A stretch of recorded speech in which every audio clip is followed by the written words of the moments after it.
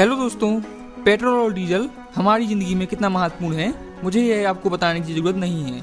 इसलिए अगर आप जानना चाहते हैं कि पेट्रोल डीजल कैसे बनता है तो इस वीडियो को बिना स्किप किए एंड तक पूरा देखना। पेट्रोल डीजल बनाने की प्रक्रिया शुरू होती है जमीन की गहराई से पेट्रोलियम निकालने से। अब पेट्रोलियम क्या है? आज से करोड़ों साल पहले जो जीव जंतु जमीन के नीचे दब गए तो हाई प्रेशर और ऑक्सीजन की अब्सेंस की वजह से उनकी बॉडी डिकम्पोज हो गई, यानी गलने लगी, और वह गलकर पेट्रोलियम में कन्वर्ट हो गई। पेट्रोलियम को हम क्रूड ऑयल या कच्चा तेल भी कहते हैं, लेकिन पेट्रोलियम पेट्रोल नहीं है, बल्कि पेट्रोलियम से डीजल, पेट्रोल, केरोसिन जैसी कई सारी चीजें बनाई जाती हैं। पेट्रोलियम जमीन के नीचे और समुद्र के नीचे दोनों जगह पाया जाता है, लेकिन कुछ खास स्थानों पर। समुद्र के नीचे से पेट्रोलियम निकालने के लिए हम बहुत बड़ी फ्लोटिंग प्लेटफॉर्म यानी तैरते हुए प्लेटफॉर्म बनाते हैं और उन्हें उस खास स्थान पर ले जाते हैं जहां से हमें पेट्रोलियम निकालना है। और फिर इस प्लेटफॉर्म को हम समुद्री चट्टानों से बहुत मजबूत स्टील केबल के जरिए यानी स्टील के तारों के जरिए बांध देते हैं ताकि प्लेटफॉर्म यहाँ वहाँ मूव ना करे।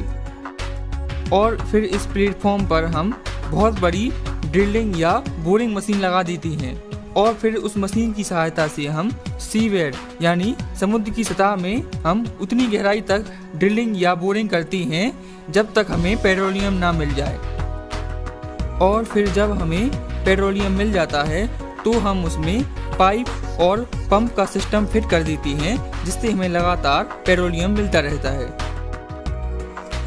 ठीक इसी प्रकार हम जमीन पर भी चुने हुए स्थान में बोरिंग या ड्रिलिंग करती हैं और वहां पर पाइप और पंप का सिस्टम सेट कर देती हैं जिससे हमें लगातार पेट्रोलियम मिलता रहता है। अब इस पेट्रोलियम को पेट्रोल डीजल में बदलने के लिए हम इसे रिफाइनरी में भेजते हैं डिस्टिलेशन प्रोसेस के लिए। डिस्टिलेशन प्रोसेस को समझने के लिए आपको यह पता होना चाहिए कि हर चीज का बॉइलिंग पॉइंट यानी उबलने का तापमान अलग अलग होता है। जैसे कि पानी 100 डिग्री सेल्सियस पर उबलता है और कोई भी चीज उबलने के बाद लिक्विड स्टेट से गैस स्टेट में कन्वर्ट हो जाती है, यानी भाप में बदल जाती है। डिस्टिलेशन को समझने के लिए आप एक छोटा सा एक्सपेरिमेंट कर सकते हैं। मान लो आपका कोई दोस्त आपको एक गिलास पानी में नमक घोल कर दे दे और आपसे कहे कि नमक और पानी को अलग अलग करो या फिर नमक को पानी से अलग करो, तो आप क्या करेंगे? इसे आप डिस्टिलेशन की मदद से बहुत ही आसानी से कर सकते हैं। बस आपको उस गिलास के पानी को एक पतीले में डालकर स्टोव यानी गैस पर गर्म होने के लिए रख देना है, क्योंकि पानी 100 डिग्री सेल्सियस पर उबलता है और नमक 1500 डिग्री सेल्सियस पर उबलता है। इसलिए कुछ ही समय बाद पानी उबलना शुरू हो जाएगा और वह भाप में बदलने लगेगा। अब भाप को इकट्ठा करने के लिए आप एक तिरछी प्लेट लगा सकते हैं पतीले के ऊपर। प्लेट भाप को इकट्ठा कर कर पानी की बूंदों में बदलती रहेगी और वह पानी की बूंदें खिसक कर प्लेट के साइड में गिरती रहेंगी।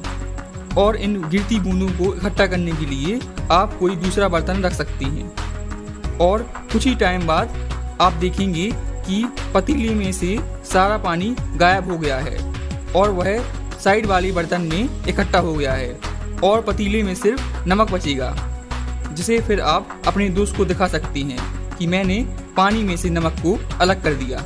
इसी प्रक्रिया को हम डिस्टिलेशन कहते हैं। क्योंकि पेट्रोलियम एक मिक्सचर होता है पेट्रोल, डीजल और केरोसिन जैसी कई सारी चीज़ों का, इसलिए हमें उसका डिस्टिलेशन करना पड़ता है अलग अलग चीज़ें पाने के लिए। पेट्रोलियम का डिस्टिलेशन करने के लिए हम पेट्रोलियम को बड़े बड़े कॉलम्स में भर देते हैं। इन कॉलम्स में कई सारे फ्रैक्शंस यानी चैम्बर होते हैं जिनमें अलग अलग चीजों को इकट्ठा किया जाता है ताकि कोई चीज आपस में मिक्स ना हो।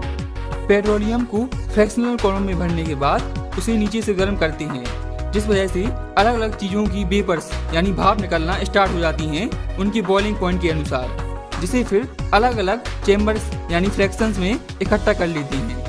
जिस चीज का बॉइलिंग पॉइंट कम होता है उसकी वेपर्स यानी भाप सबसे पहले निकलती हैं और जिस चीज़ का बॉइलिंग पॉइंट ज़्यादा होता है उसकी वेपर्स थोड़ी देर बाद निकलती हैं। क्योंकि पेट्रोल का बॉइलिंग पॉइंट कम होता है इसलिए पेट्रोल की वेपर्स यानी भाप सबसे पहले निकलती हैं और उसे हम चैम्बर्स में इकट्ठा कर लेते हैं। इस प्रकार अलग अलग चेम्बर में डीजल, पेट्रोल और केरोसिन जैसी चीजों को इकट्ठा कर लेती हैं और फिर इन्हें बाद में बड़े टैंकों में इकट्ठा कर देती हैं।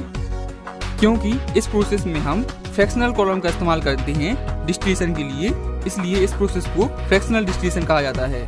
फ्रैक्शनल डिस्टिलेशन के बाद जो पेट्रोल डीजल बनता है उसे हम टैंक में भरकर अलग अलग पंप में भेज देते हैं आगे उपयोग करने के लिए। तो इस प्रकार से पेट्रोल, डीजल और केरोसिन बनती है।